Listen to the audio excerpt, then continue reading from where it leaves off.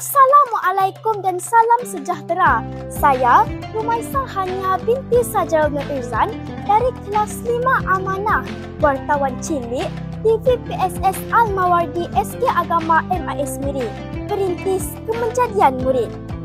Hari ini, tanggal 27 Mac 2025, kita menyaksikan Majlis Penutupan Ikhya Ramadan SK Agama MIS Miri 1446 Hijrah bersamaan 2025 Masihi bertempat di Dewan Ibnu Khaldun masa 6.30 pagi sehingga 9 pagi. Saksikan.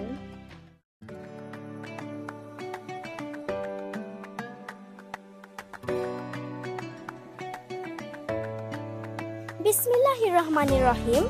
Alhamdulillah, segala puji bagi Allah Subhanahu Wa Taala kerana dengan limpah rahmat dan kasih sayangnya kita dapat menyempurnakan majlis Ikhya Ramadan pada hari ini.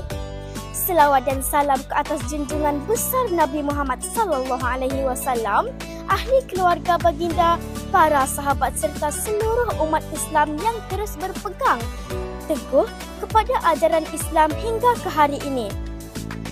Tentatif program 6.30 pagi sehingga 7 pagi. Program kerohanian bacaan Yasin, bacaan Asmaul Husna, bacaan hadis 40 Imam Nawawi. 7 pagi sehingga 7.10 pagi. Ucapan aluan oleh pengerusi majlis 7.10 pagi sehingga 7.25 pagi. Ucapan perasmian penutup oleh guru besar 7.25 pagi sehingga 7.35 pagi. Gimik perasmian penutup 7.30 pagi sehingga 8.30 pagi. Penyampaian hadiah dan sijil penghargaan 8.30 pagi sehingga 8.50 pagi. Tayangan video Ikhya Ramadan 9 pagi. Bersurai.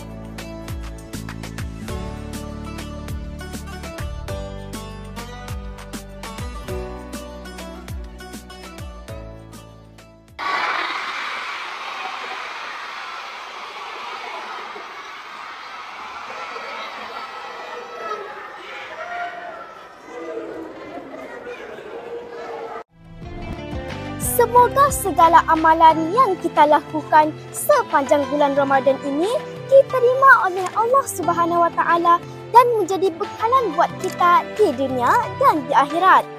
Mudah-mudahan kita semua diberikan kekuatan untuk terus beristiqomah dan beribadah dalam melakukan kebaikan.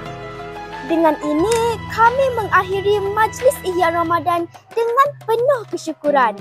Semoga kita dipertemukan lagi dalam majlis-majlis ilmu yang akan datang.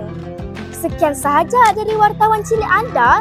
Jangan lupa subscribe, tekan butang like dan share sebanyak mungkin channel TVPSS Al-Mawardi SK Agama MIS Miri. Wabillahi taufiq wal hidayah. Assalamualaikum warahmatullahi wabarakatuh.